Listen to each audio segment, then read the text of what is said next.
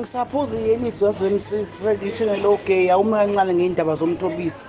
Umthobisi uzenza yini njengoba eliqephu kanalutho nje ngokuphuka bakhe. Ngekho nje umfolo ngaphumvutana nabo ukuthi namanje yena akanalutho nje ngishintshese. Kanti usebenzani umthobisi? Hayi lona uyabhuti nomthobisi nemali uyayihla.